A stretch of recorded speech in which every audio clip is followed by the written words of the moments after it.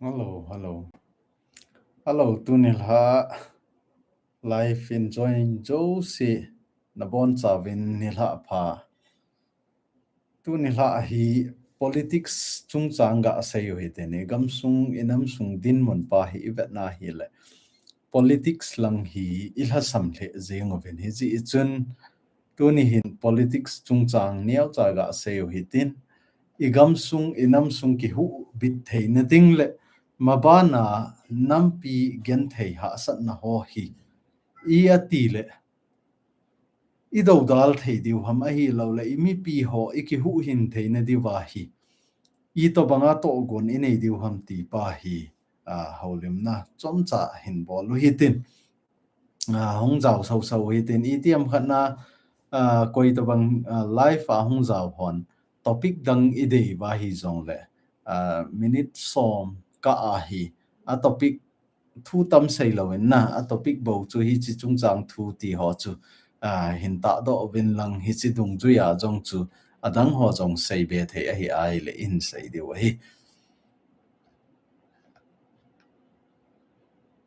hin ta do so so bo ami tam zo wang chu I mu ding a hi tan na pung som la khat lang a hi tan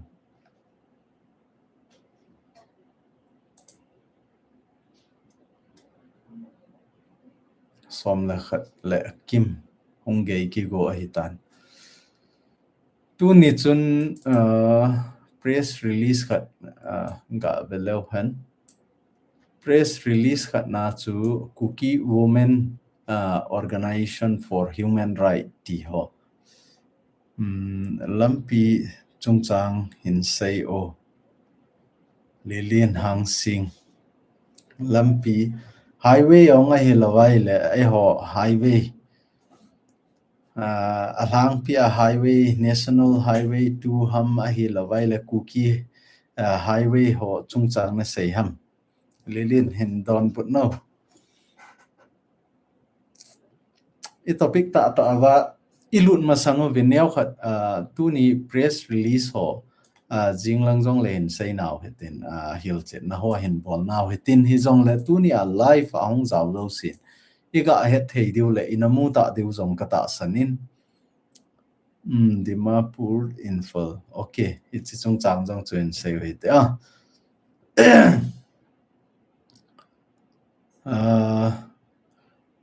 Kuki women organization for human right Churjanpur district langhon thu so khat ahin bol naw chu imu di wa hen press condemnation ati win na ichiwa press condemnation a bol na wa chu tu le tu a Kuki chate izat mi izat ham khat IDPS ho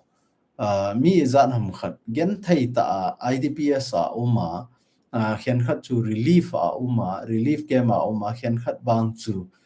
neo khat in chen hoi che ti ding ha I chu ho chun in lo a jong cheng loi omen a hi lo le in mun ki cho a ama in mun ki sa ama in ki sa hi ta cho ama in mun a cheng loi jong hi tho a hin la hi chi Kuki women hon press condemnation a hin bol na wa asayu hi a hi le DBT masanga relief a ho hita chu DBT bol pe account wa sumla pai direct nga loot ding ti na ki go nga mi tam pin jong ana phat chom pi mama a hi lawai le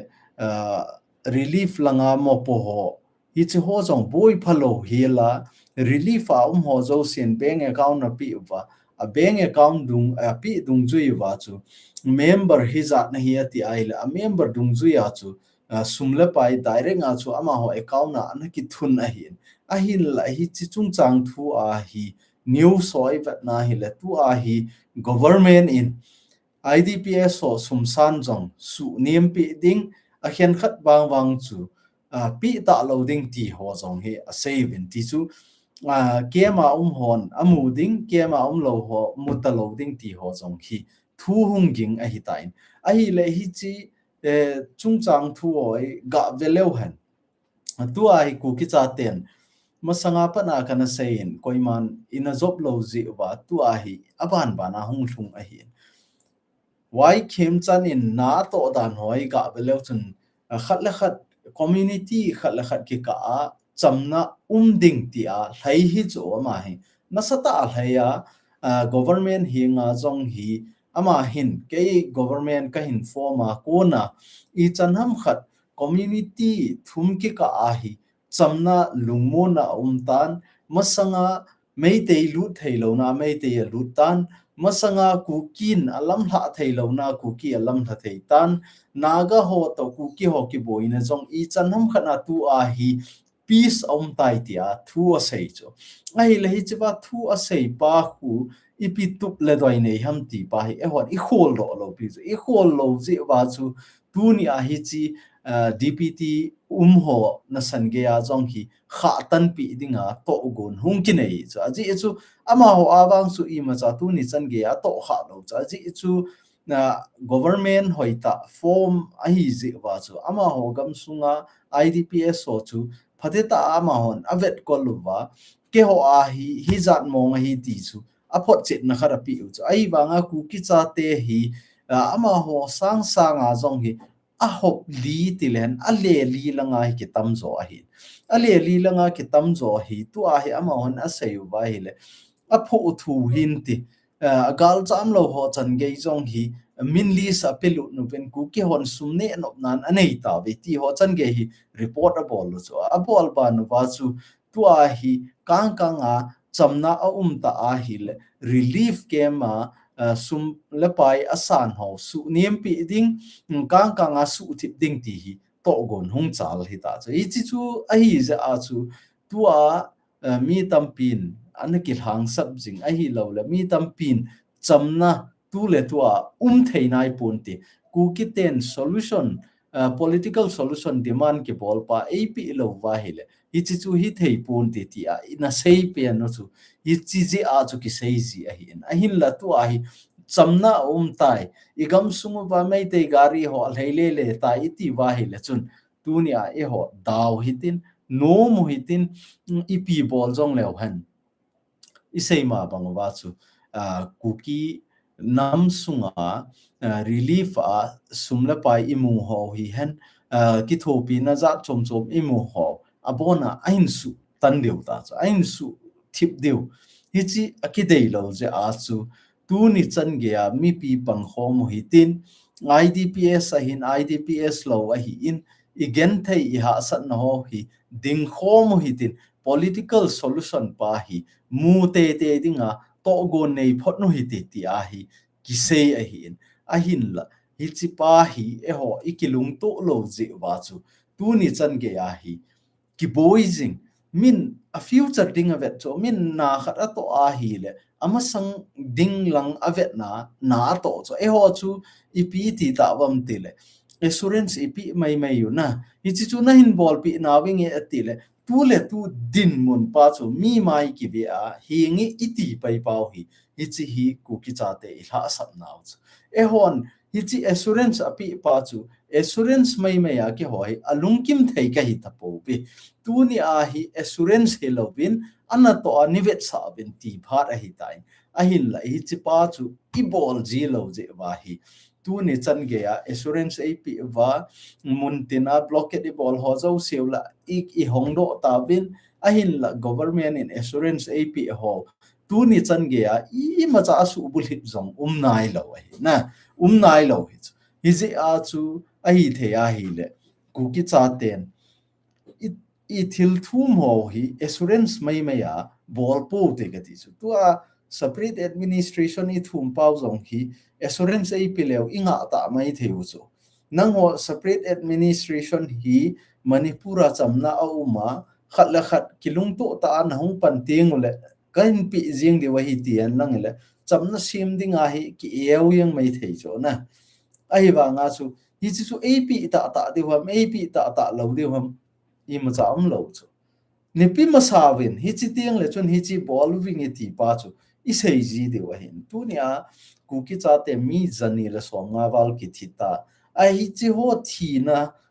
punna talova hiti igam ina madinga athisan anapido ho kisumil ke ya tuni a naga hon mi gup lele thi na chunga tuni chan ge a hi tha iza ni tam kuki cha te ni ele sa a kham naw hi aso na so ta cho na sata a hin khamoi ta cho ai wanga tuni chan ge amao adin nawa ding det na lai cho ai wanga kuki cha ten separate administration ithum naw hi tu ai ki sei do ta lo cho koi ma chan sei do ta lo separate administration na khu khat hong ki ha le chi khu a ki ha le hi chi chu hi ti a hi khu ti a hi condemnation ni bol chu to a jong chu Kuki Human Right Council hon Kuki Women hon katina Kuki Women hon condemnation a hin bol pau chu yenge alang khat na chu relief a ho a gen thei ha sat na hung to ding chu a dei lo je ba condemnation a bol a hin la hi chu ho a hung hun lo na dinga chu a bul lang pa chu sudi hoite ti a anaki hang sap chu nga hi chu pa chu I bol lo je ba to a hi IDPS hon asum san ho chu a hin su thip go do ta chu hi chi keu hi lo wa to a hi kuki cha te igam igo jong kinung lo nai lo a hi lo le a thi amang ho jong I ma cha compensation jong ki mu nai lo a hi lo wa hi le ine igo amang ho zo si jong I ma cha ei hon kinung lo nai lo a hi wa nga chu cham na ding I ti wa hi le kinum peijing da na I pau hi kuki cha te I ha sap na khat wa hi na ni chu chu a hi en tu a jong hi zan hila a interview ki bol ho chu I mu de wen salun pule KZC spokesperson pu genza talk show anei na wa hi chi wa interview a bol na a thu sei chu TC Indian government in offer a bole this TC chu 2023 a imu de wa sa so na hi chi chu mu na dinga sai na ki bol mai te ho na dei lo chu a dei lo je wa chu gal chu ai le tu ni ai chi TC chu ila ki no ba hi le mai te thu no ya tho tho chu mai te thu no ya tho tho diu aban le thing noi ho la ki sumang di puntin ai le thing noi ho chu hoi la ya koi diu DC I thum pau chu akimu ta ting le thing noi ho chu asu mang ngai chu la asu mang vai le hoi la ya chu a het lut diu I ma cha kuki thing noi ho ding a jong a phat chum na lo kuki village volunteer ho ding a jong I ma cha tu ni chan ge I gam ina ma ding a pan cha na ho jong aman be hi di chu hi chu ho chu ai ja a chu tu le tu a ding a hi ei ho ding a TC chu I ma cha ka na lo ai tu a I dan pau jong hi TC sang na sa zo ta chu aji chu I gam sungo wa mei te hung lu the lo e ho jong mei te gam sunga ki chi lo ki chon to lo na ka chana ga ho jong e ho gam sunga lu ding ki cha e ho jong ama ho gam sunga lu ding ki cha ai le chi chu TC sang a lien zo I mu zo tu le tu ai mo a government administration pa chu ikisim thei po be ti thu a hi na hi chi hi a hi in to hi chan chu neu cha ga se yo hitin epita lilin hang singin a hin sei pen highway chungchang lampi chungchang hi ga sei kit lew hai lampi chungchang a hi za cha chu sei ding ana ama sa a chu ga velew chun sahil ka a president pa a hi in ngaban le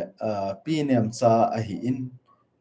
pu hau kholet a hi in ama ho sin siam pa kimu pi to kimu to pi wa chu highway ho a ki hong tai tia ana sei chu khat la khat siam pan jong community khat la khat ki ka a buina wang highway a siam pu ti highway hi ibon chawa dinga hi ati la hi ngi atiu ai wanga chu ni za zo ham khat na chu sahil ka in su thin na khat lekha khat in so chala na press release khat hi chi ba a in so pa wa chu EPSA wam tele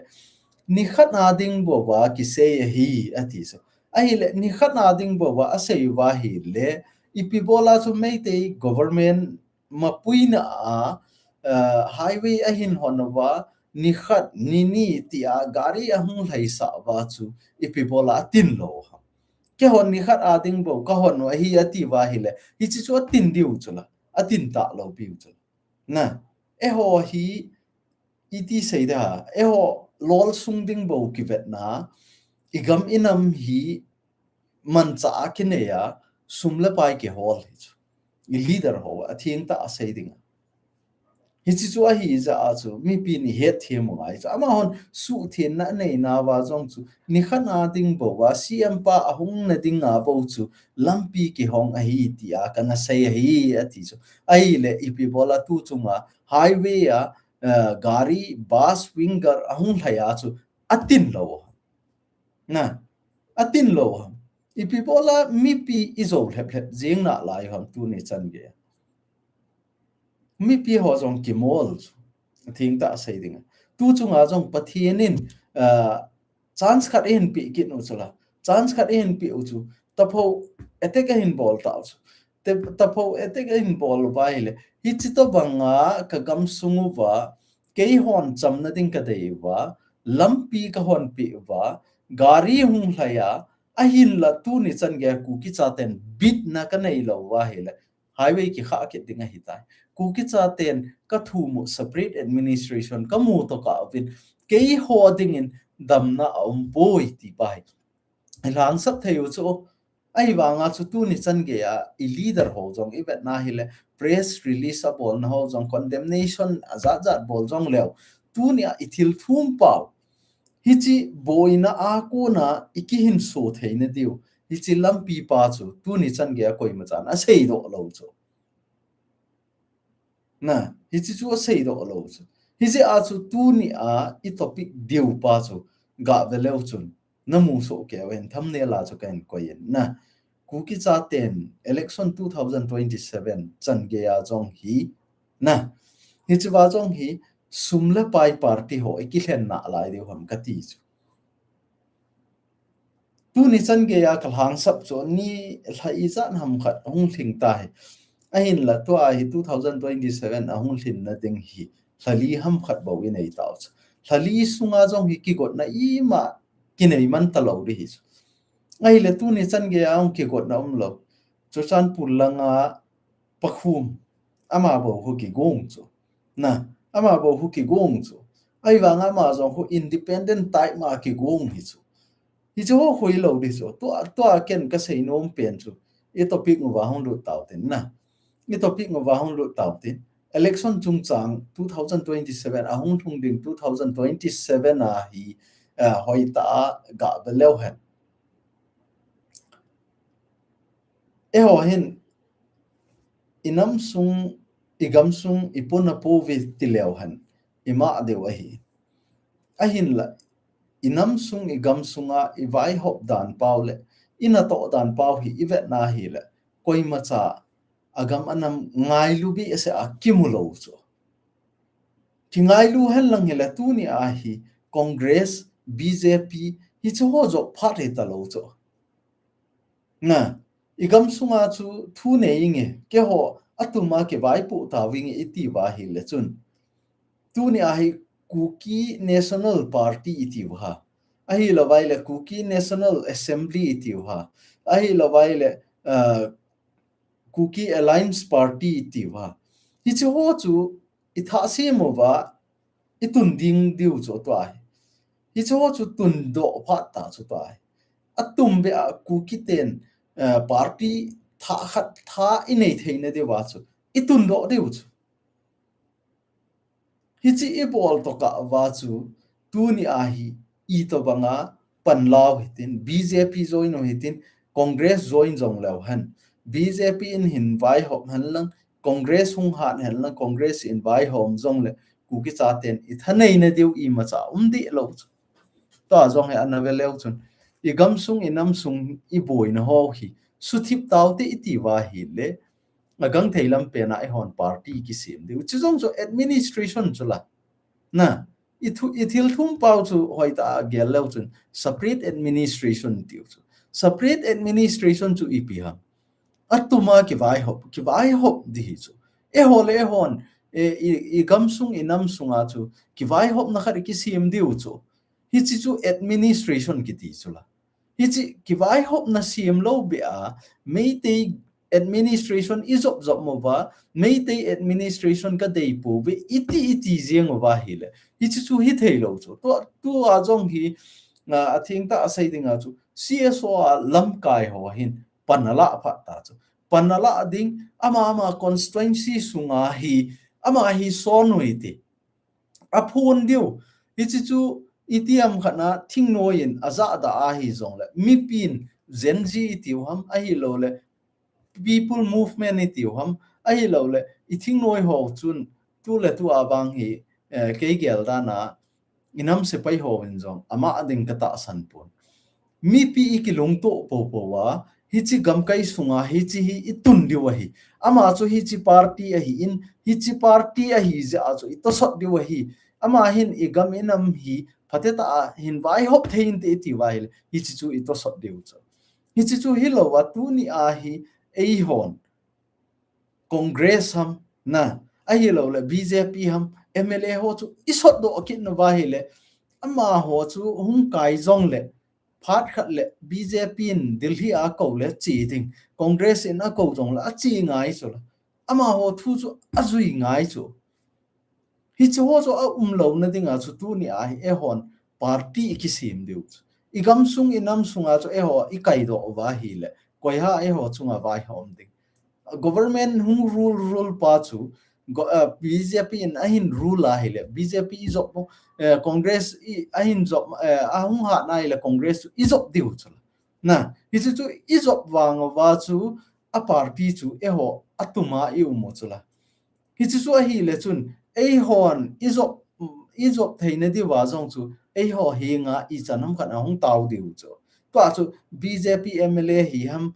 Congress party hi ham hi chu ho a chu I kit na lai wa hi le chun tha I nei lo diu hi a chu tu ni a hi mi pin zong I het team na diwa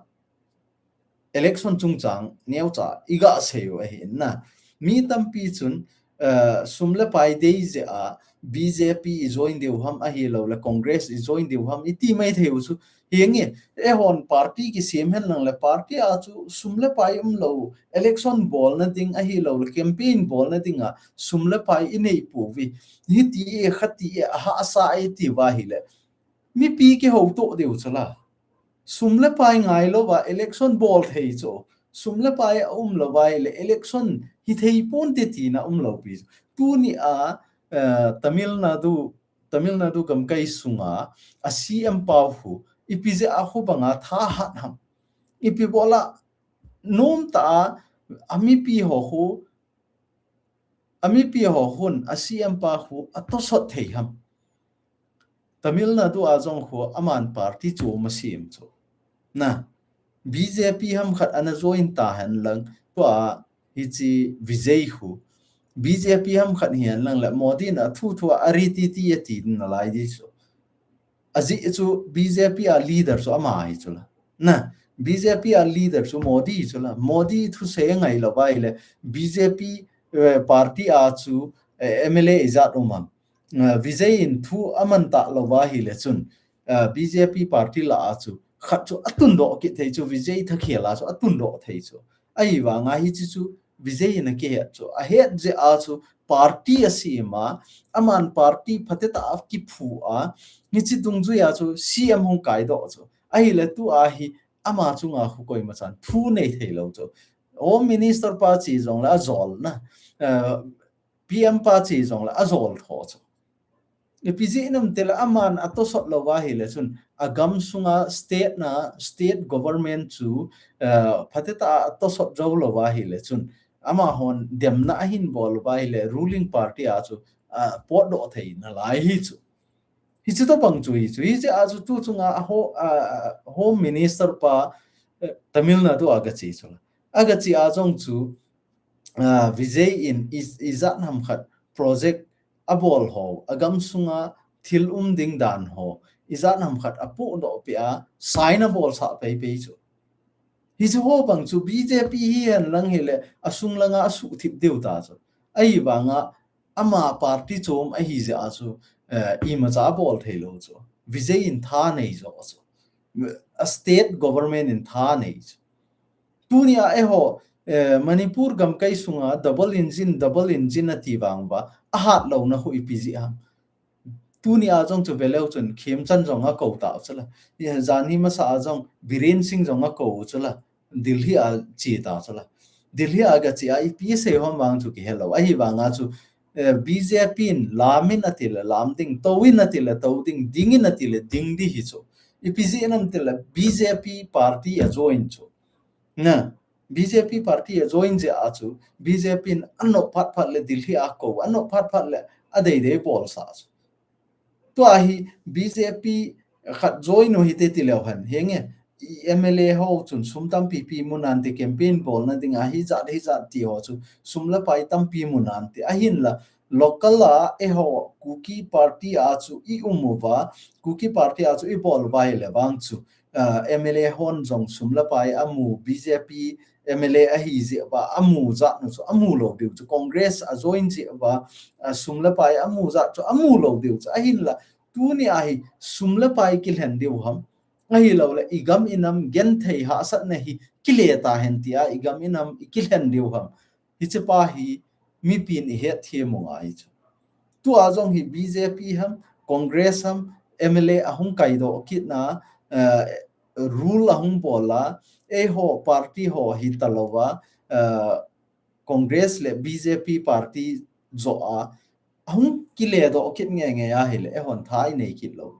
na I BJP MLA ho tu ni chan ge ya Delhi a ko wa I pi bol do ang I ma cha bol do lo piu chu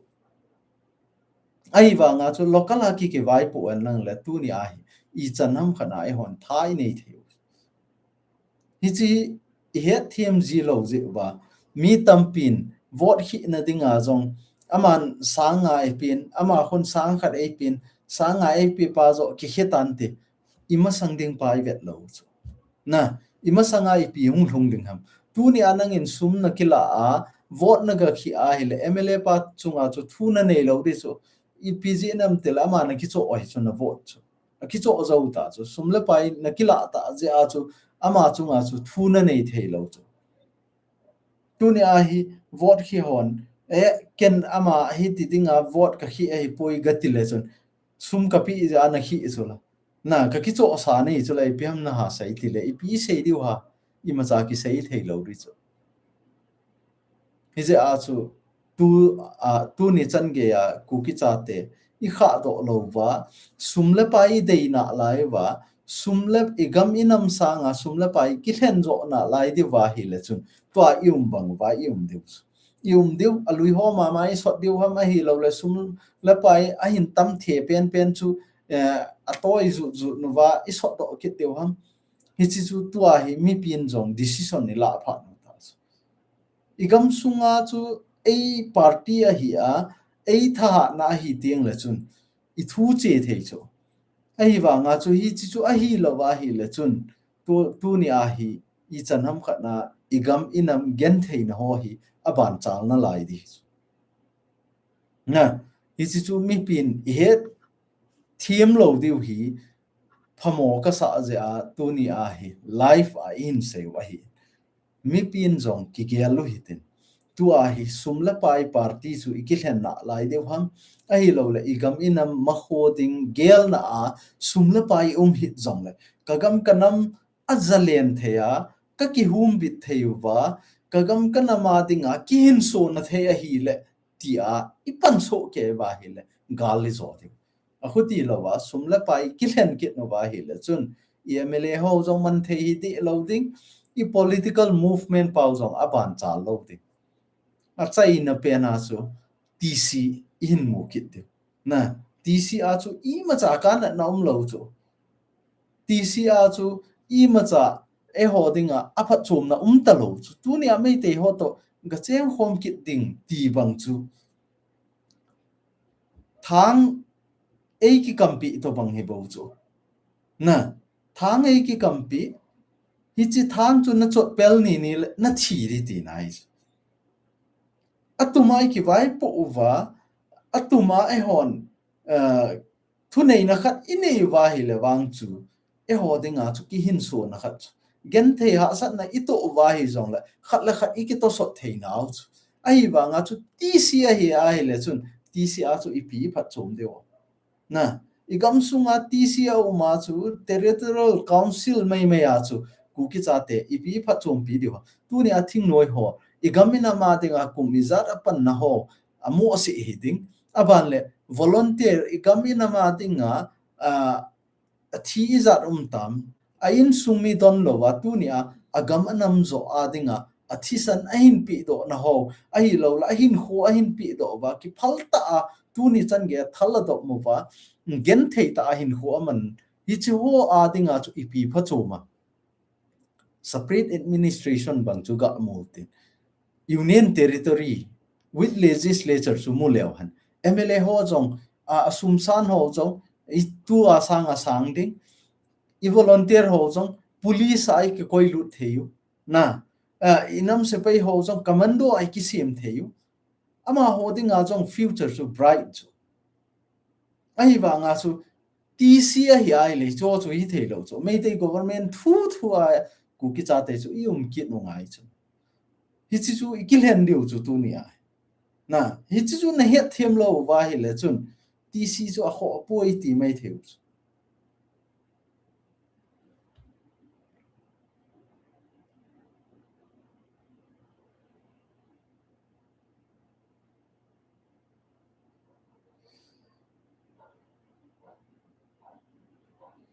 hezi achu ahi the ya hi le to a jong hi mi pi hon lung phate ta ai gel deu eima gam kai eima constituency sunga hi mi ki sim deu ta chu tu ne a inam se pai ho ngan si jong le hoin inam se pai ho hi iti sei da government in nga koi wal sa nga koi wal sa ba zit langa kai le zit langa chi ding ve langa kai le ve langa chiu ama on jong tha nei the lo hi se a chu a hi the ya hi le tu a hi phate ta pan ila deu eima cso hon pan ila wa eima gam kai sunga lam kai ho iki he thiam pi deu ino ma hi le public consultative nei pi ding public meeting nei pi ding awareness nei pi ding igam sungu wa hi chi to bang a hi in hi chi to bang hi to gon in nei lo ba mi pi din khom lo ba hi le igen theina hung sang na lai ding hi ti hi mi pin jong pan ila pha no ta hi chi chu ila lo wa khat la khat ikingan si to jing wa hi le chun igam sung enam sung boy na hi ung chal na lai ding hi chi sanga hing thi be na lai diu gen thei ha sa nai to deu igam igo ho I chanam khat na I chan be na lai diu hi chu hung na lai dis ai wa nga chu phatte ta ai ki got no ba 2027 a hi idin khomova tunia isei bangova chu party hoita idinova hichi party chu itiwa sumle pai hit zongle igam inama dinga hichi chu boldo o hiti tia I boldo wa hile chun mi pi zong kitam ding lam kai zong kitam ding igam igo zong ikihum bit theideu hichi chu a hi lawa hile chun tunia igam inam ki hum bit na ding lampi lo you tc ho mai a chu igam inam ki hum bit helo ding hi ti pai I het no ngai chu koi macha tu ni a mei te to tc a kilung haya ga chen khom kit ding ti a lungel na mobile na gel khel de o kana me te ho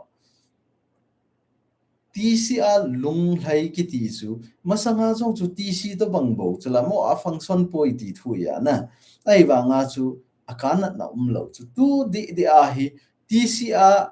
ga lung lai ki no hi ten helo han mei te hon gang ta schedule drive a hin ki del do deu schedule drive a hung mo teng ole ku ki cha te igam tu a ala thei lo zo siu jong a hin la be na alai deu to jong movement chal hazing na lai cho ama ho ai mei te hoi I atile schedule tribe ma aum theidem manipur boy na hi ama hon narrative a hin pe pau chu ka se he o manipur boy na hi to a hi tribe akiba lo ji na akas akiba lo ji a hi kicham na theilo a hi in hi ji chun manipur hi kicham hen boina ta hi hen ati a hi le akas ki banga ding tiu hi chu ti chu upon cha manipur gam kai sunga cheng jo se hi schedule tribe hi hen hi chi chu a hi le chun agam zong ki to kim kima ki hom in tin agam zong ki to cha na ki hom the in tin koima agam ki chu ta pon tin boina pon ti atiu chu hi chi policy chu abol ba hi chi narrative chu government hi alhep jeng oi chu hi chi ahin mung nge vai le ku ki cha te igam ho hi nom ta ama hong kal ro thei deu chu tu ni a hi I to banga ki phin wan lang I to banga eu zong leo e hon ama ho gam sung adan chu TC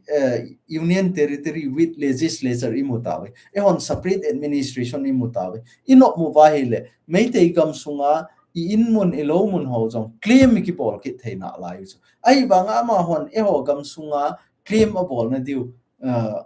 lampi theilo chu IPG nam til dana na ki ji sa chula meitei in thinglang gam cho thei poi thinglang mi chun meitei gam cho thei ti phateta dana ki ji hi chu hizi ahe ama ho kichao chu a kicha no watu le tu a jong hi meitei ho agang thei pe na a chen mun wa nong chen ki tinga ti pau hu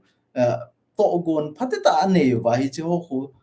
to gon ane bo chu I chu hu movement ne chu to NRC EPPC a bolu hi e ho hin gel le hen NRC a bola chu EP hi ti ho ti ti wa ama hon planning lien ta ne chu e hon imat do lo pi chu ai ba nga chu tua hi meitei ho hin kuki cha te iti akisu hom thein akisu gen thein a hi lo la akithi mo chan thein kuki cha te kam iti akila pi theidam ti hi to gon anei jing hoi chu ta jong hi meitei ho hi thibya hi na ti mai the hoi meitei ho thibya lo hoi kanam te tangkhul ho hi atasot yeng hoi na atasot ji wa chu tu a hi melong ho to ki boi chu kachana ga ho to ki boi chu kachana ga ho hin tu ni chan ge I ha movement na nei a hi lo le government hi nga hi chi nei pi win hi chi ka thu mu ve ti ipi sei do kha wam I ma cha sei do nai lo hi tu nia a ha sei pe nu chu mi gup ki thana chunga justice hen athat ho chu god na pi wit thi hi chu ai chu ho sang a hi chu ho thil ahung kon do na chu ipiam te kuki cha te mi thum pastor reverend ho mi mai jong hello ho leader ho hi chu ho chu ama hon embos ai bol pi ozo hi chi embos a bol je a hi chi thil so chu chu ai le tu ni a e hon press release aza cha ri bol bang wa hi chu ho jong chu I sei do lo chu na amasan isei thei deu khat chu amasan hi chi mi gup ki tha ho hi chi ho ki mat masangin ke ho pastor ho mi thum ki that na hin hi chi ho ne hol ro pi ma sat na pen ke ho a thi ma sa hi ke ho embo se bol ma sat no hi ji chu ke ho a hol ro ma sa wen government ro ki phin theu chula ki phin lo chu tu nia na hi chi pastor reverend a thi ho jong chu tu nia hi mo si a da na ki ta chu e hon I ma cha ke sei do okit ta lo pi hi chu ho jong chu ambush ball ho chu koi ham tu nia government pressure ball koi mu ba koi ma lo na ki pa me edi super chat nen ballin hi chu he thiem lo chu e ho hi narrative ball da ni thip lo chu gal ball dan ki thiem lo chu Kuki in pi alang pi a e ho gam kai sunga chu nga sei dinga oi mo na wanga hi pon hi zong le adi I zong a hi na Kuki in pi branch nei tam pen he chu district jo se a Kuki in pi chu Kuki cha te ki loi khom na Kuki in pi chu ai wanga Kuki in pi in vai hop ding da na vai hop lo je atu ni a hi Kuki in pi hi any Kuki tribe ho adana do ta na koi man thu la talo ipiji nam tela Kuki in pi Manipur si jong hua khial thei lo chu tunia Kuki in pi Manipur separate administration ka dei ve tia ki pin jeng wai wa Manipur na sanjong la do ding tu ni chan ge ya nom nai lo hi chi to pang chun ei lam kai we chu tunia hi the yan lang ele ikam sung ho Kuki chate dominate area ho a hi Manipur ki ji zo se jong isu umang deu na koi ma chan hi chi Manipur ti thei ta ponte Kuki chate chen na zo se Kuki len i bol deu chu government in ama a hi zong la ama dingai kit phin deu chu tu ni ai government lung dei dei hol deu hi lo pi su thilli thuma nanu na pa ko ma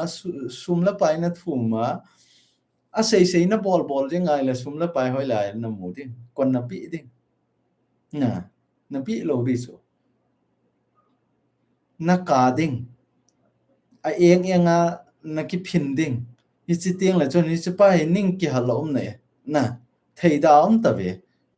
pi ro vo an pi do de chu chi to bang chu i bo lu ngai chu tu ni ai inu i pa ko ma ki phin chu government center government chu inu i pa ta bang chu ai la ma ho ko ma ki phin ama on thil khat en se le hi nge ta lung lei le wa iga ki phin no vai le hi chi chu kila jeng bo a hi lo le hi tin bo ati a hi le hi nge iti ba i po do jiu lo kon i thil thu mu so i pi de ham tu nia kana mi te ho ka til siat wang nei po ve a hin la thil ding dan a chi ding dan pa chu hi ta i bo lo angai ti pa chu ka se yo no mai he mi khen khat nin tu ni a hi lam kai na sata ai oi mo chu ai wang lam kai ho hi ga gel lo chun sumla pai i ma cha san lo chu na inam sung wa vai hop a ha dan chu thil khat i ga se ya hi le igam ina ma dinga panla khat chu zana ki nei lo chu i ati le ka di thei dem i ati le ama chu ka sei se thei dem e ho la ai ki to sot ki to hi lo khát hong san thì mai là kia ngon à mà na cây hạ đinh kỳ cô bể bể ít chỉ to bằng mi hiểu chứ ít chỉ ít hạ sắp na biển ít society sung và hạ sắp na biển chứ mình giờว่าcái gã sei dòng ta leng Kuki in pi a hi tain Kuki in pin branch tam pi nei chứ branch khát in na to khu Kuki in pi headquarter ti ding ha Kuki in pi Manipurin a head pha pi lo chứ ít chỉ to bằng chú hi chứ adan chu Assam rifle ti tawte example la ho sungai ki pi wai le mi khen khat hin personal ta aina ki la mai the wa hi lo le tu ni live ball zong hi I chan ham khana condemn ball mai the wa hin ji chun Assam rifle ho langa sei tawte Assam rifle ho hun lai battalion ho hun na khat ato ding a hi lo le 5 Assam te chun na to de wa hi le a headquarter sa a headquarter sa ba headquarter in phalna api ting la bo chun ana to pa cho aban chal thei chu thil khat to gonding phatata ki gong tup sa taw a hi banga headquarter ga head sa vai le headquarter in mi chi su hi thei pon te tiu la anga thei chu hi chi to panga chu ki vai hop a hi ja chu ama hat no hi chu e ho chu hi su hi lo chu tunia kampo pi gam kai sunga kampo pi Sadar Hills te tau te Sadar Hills langhon thil khat ato a hi le a organization ki bangjong le chorchan pul langhon het pi lo na kinop to hinam kinop to lo ham ti phateta ana dong leo chun ke hi iti seida gamle nam hi ka ngai lut ja ai koima ga iti seida theida ho hi ka nei pun na it's like a boy at the isle phone number or a whole I thought it's there to Nahiwam till example KSO ten Nahiwam till he get it's to headquarter in a head hinam a headquarter head I boy tin hose on atamatam to can make a phone ho in a that's what I say PZ I let no bobo win nang ho gam kay and pana sa wana ball jing home till he ichito bang hitam chu eho tuni chan ge gal isat bang wa hi koi ma cha hi a connection lo isu tuni a ku ki cha te example la khat ga saying gatin ichi hoita a ge lew chun tuni a hi ipibola igam inam boina a hi I organization igam inam kingap na ho hi hat thailo ham I het thei deu khat na ga sailen kuki cha te kiloi khom na kuki cha te I bon chawa I pom thei diwa kuki zo council an si mu chu KZC na KZC mu chu KZC an si mu wa hi keilung ge la chu ga sailen keichun district zo si a hi kuki in pi kiti branch ho zo se hiel got no ham a hi lo la KZC ti a chu amin vova apon a hiel wa bon wa chu KZC deu tam tel hi kit lo chu kuki in pi zong nom kit lo su mang ding chu na nom kit lo a hi le KZC chun district zo si a hi branch khat be na branch khat be a hin hon deu ham ti zong le hong kit lo chu Kampopi gamkai sunga ko tu chu coordinate bol thoba ai lo vai le HTC tengno pallanga ama ho chu to kithu job kit no ba ama ho chun na khata to de vai le hi chi ti khat chu ki ho na khat chu nei na ve to hi jong le HTC a chu mi chu KZC a chu mi chu ai chi chu amina hung ki ba teng le chun a to dan chu hung za chom di chu tu ni a jong hi Indian government noya na tong be hi jong le Manipur kam kai sunga hoi ka belo chon CRPF min aban le BSF min aban le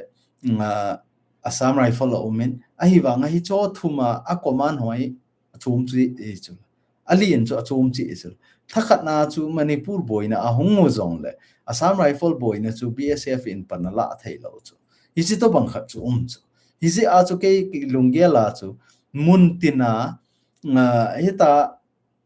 KZC ho hin branch ahin honova hichi branch ho zo si chun phateta apan ahin la ba igam inam sunga hi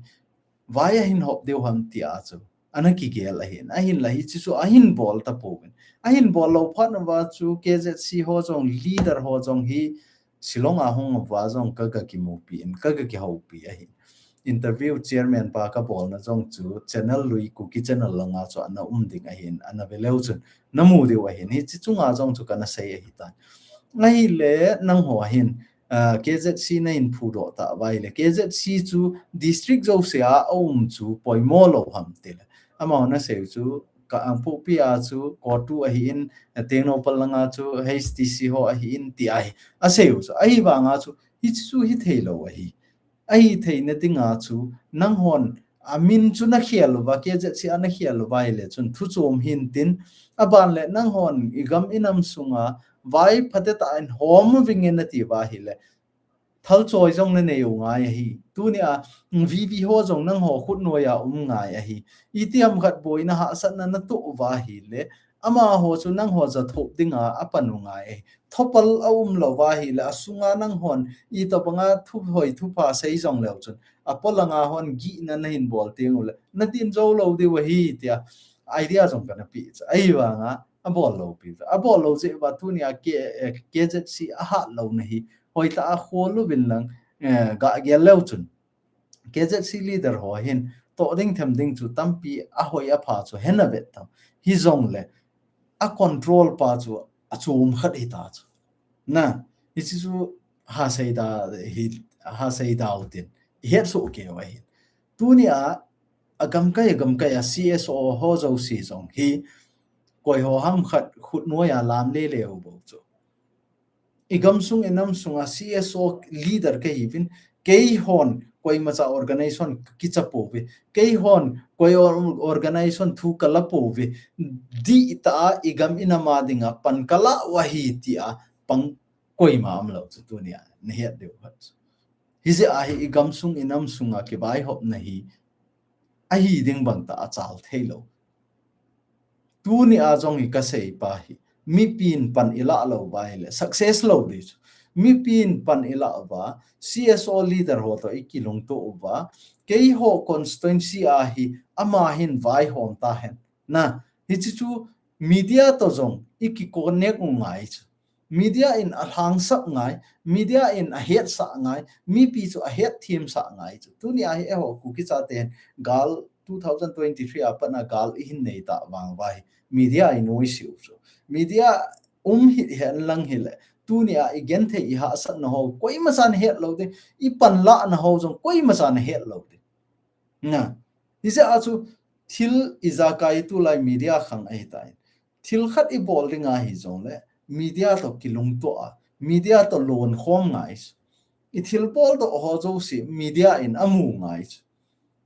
hi chu a hi teng le chun I thil bol a bol ho jong lung hlain tin mi pi jong lung hlain tin kilung to na jong des ai wanga koi ma cha het lo hel khat na hi nang in na ga tong ta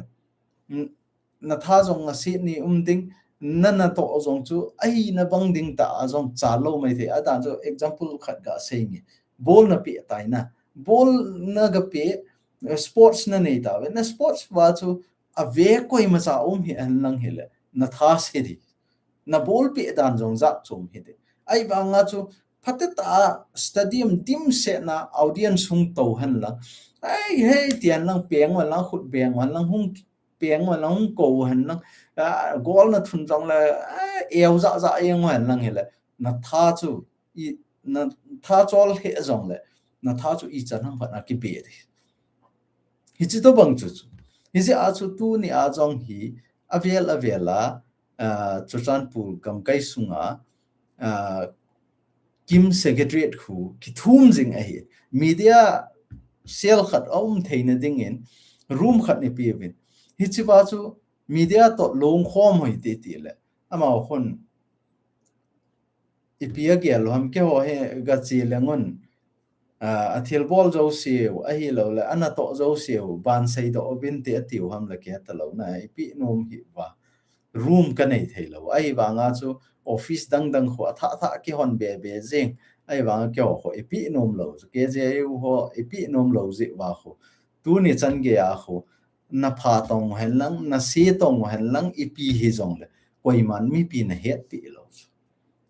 asung langa ho het lo wa thil tam pi a bol ro jong mai thei na bet mi pi het lo wa thil phata ta bol jong na bet ai wa nga chu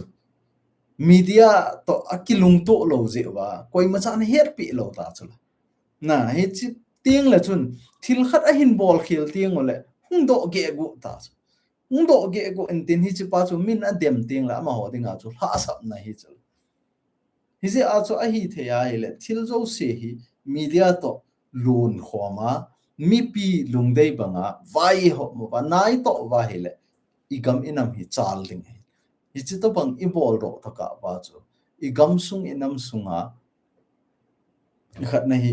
kilung khat na lo ding hi ti ba chu iga sei wa hi aban le lampi chung chang chu injo wa chu iga sei se ve dal ha ta wen na lam lien chung chang hi a hi le chun injo wa jong ka seitan cm pan ahunga thu a sei pa chu koi ma chan objection na pi lo je a chu hi chi lampi hi ki hong a hi aban le ho ka zinga ga sei dinga tu nia lai faung jaw hon I ga het thim theine dewa Kampopi district gam kai sung hi boy a hi chi a boy na a hi anchang hi ta me hi ta man hi tammo mong a hi ta ama hon jong tu nia hi ivet na hi le Kuki Chate igam kayu akizok mat theilo phat na hi ke ho gen theina hi ke ho bo ning an si ta ve ti to banga hi ama hon jong ama ho decision bo ki bola ama ho ki hin su theina dinga chu na to wa hi a hin la ho Kukilen highway pa khu phateta ki hong do thein lang ki kap wang zo han lang hin le wang chu ho idin na pa hi itiam khana tunia Kampopi gam kai hon hi chi to banga lampi a hin hona ila ai mo ki ti sai oi mo theu chu ai banga tunia ake oi mo thelo no pa chu ei hon tunia oi mo hitin itiam khana ni le cha ha sa hen lang ni le cha zo si milong hon kha pi hen lang thigam zo ke han lang la awang se ding chu Kuki Chate hi chu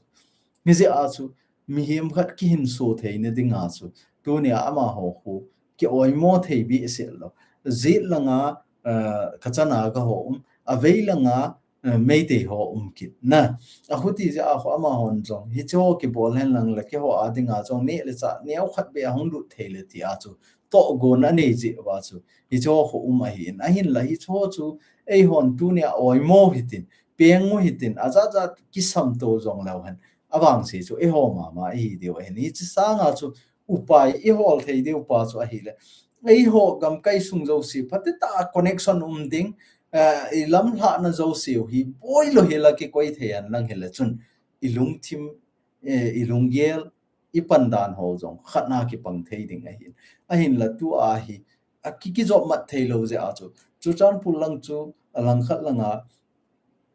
morelanga ko na jong ki connect a hi in barma gamma ko na jong ki connect thei a hi in a hi lo la mizorama ko na jong ki connect thei a hi hi ta su connection tampi cho hung ru na ding na milong ho zaw lo ka chana ga ho nei su boy the lo na dinga ni ele sa hung ru na ding tampi cho ai wa nga chu to ka po pi chu isei ma ba ngo ba chu azit aveya hoita tinwa hi za chu ama ho dinga jong chu ki hin so na ding mi pi ki hin so thei na ding chu lam kai ho in so avet ngai chu hi ze a chu tu ni a ama hon jong a ki hin so thei ni di wa chu i chan ham khana pan ala wa hi in ya ama ho oi mo hi tin hi ti khati ti jong lo han tu ni a phat chom na ding lo hen a phat chom pian chu a hi le i ma sang wa hung hung di na kuki chate ma sanga hi pi hung hung ding ham hi chi wa hi i to bang step ila de ham i to bang to kon inei di ham hi chi pa zo chu i gel ho wa ngai ti hi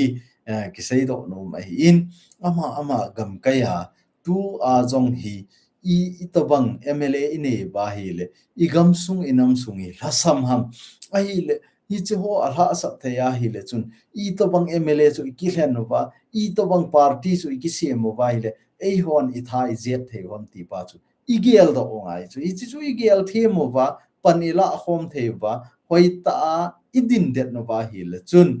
tu ni a ku ki cha te igen the i ha sat no ho hung ki le te ding ai tu a jong hi ei hon to ding dan them ding dan ki he hi jong le pathianin ilam piu hi ei got pi pi jing ilam kai ho hin i chanham khat na ei kai mang go jong le email ma ho hi pathianin ahin man cha ba ei ho lam pi langa cho i hin le sot pi ki ji cho tu a jong hi veleu chen in zo wa apul pe nai se chu ga nung lut kit ta lew han hiam chan in chamna tai ti chla na ichi chamna chu au mai le people idps ho chu relief material ki pp de relief sumle pai ki pp de na ichi ho zo si chu aki kha ngai ta chla chamna ta a hi le people la chu idps ho chu sumle pai pp di na ichi ho chu i chu tu le tu a mei te hon gal e bol khu mui thal e ka lo sorry thal e ka lo chu a hi wa nga chu lung thim langa gale bol khumu chu nge le sa ho hi ia ti la ki kha thei dem e ho hi na ma ho ading ai hla jing wa wa ama hon ku ki cha te kam sunga ma sanga pa na kana seita tui wat khat alu ding jong hi eng sin ala yo hi ti hi het no ngai na hi ji a chu tu ni a jong hi pateta pan ila lo wa sumle pai i ngai cha na lai wa sumle pai a ikil hep la jing na lai wa hele chun ima sang ding hin kho i vet lo wa hele ku ki cha te gen the naw hi hung sang the na lai ding hi chi rom jing na lai ding ai ti pa chu i ga sei do wa he hi chi chan chun an ngau hi tin jing le hin topic chom khana an holim kit no hi tin Zoom meeting này tiếng lôi xây lôi dòng ở ông mình Zoom meeting held at the end of the poll. I don't know the moment.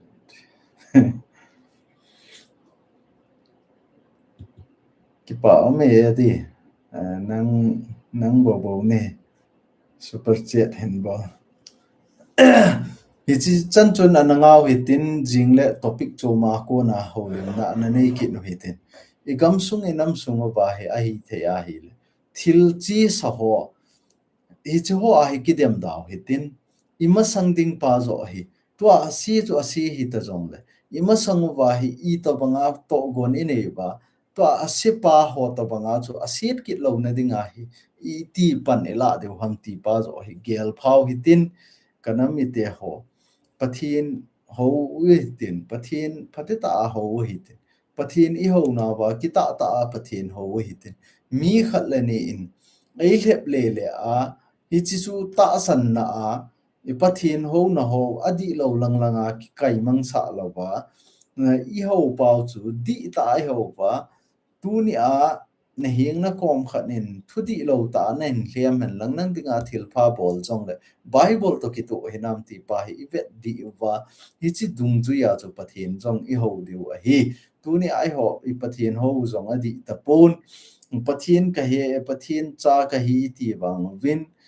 khamna theya lai ki chapo win a hi lo le tol tha lai ki chapo win a ji that loi zong eo mo win a loya pai that loi zong eo mo win a in sa in hlang sit na ding jing bo gela lung thim gel zong tam pi ki a hi in a so pi ngai lu thei lo wa tu ni chan ge a pan la zong ki a hi in hi cho jo se pai hlawi te pathin ho ki ti hi ho in ga kai kai jing bible sim sim jing hi a hi ti pon ei hon thil pha I bol lu wa isa I hlang phateta I ngai lu nu wa phateta cham dila yum thei bai le hi chu pathin dei pe na hi ti hi I het nu wa I so pi khat la khat kilung to ta pan khoma ki ngai lu ding ti pa hi hoi ta I gelo angai ti chu I ga phon do thei wa hi na chaina ding in Roscoe tha do Tiger Road le Sumkung Road jong man ta lo man he chi ho hi ki sei le mi tampin aza ta mai the hin na a ki pat na adi lo ba hi le chun thil hi sort lo ai ahung ki pat ti la chu mi zo sing ki hin so na khat la khat ki zot to theina khat la khat ki kom to theina ti a chu anaki pa cha mi iza nam khat en pan anaki la lam tha ho zo si zong chun koi ma cha sumla pai thum lawa he ta chu anei za za ni thei hi ta na ai lawa hi le thei tui hi ta chang ha hi ta la ami mu lo vai zong le lampi panga koi pi malam ba ani etinga cha ting ho zo si zong hi ta chu koi pi oi chu ai ba nga chu a chaina langa chu ivet na hi le alam tha ai hung tam mo ba chu collection hung tam ta chu tek sung tam bal ta na abahara sang thum ham khat hiya ai wanga a tek chu sang som bal hi ta chu hi chu ho chu ahung hi pha na chu hi ta hi chal pi en lang hi le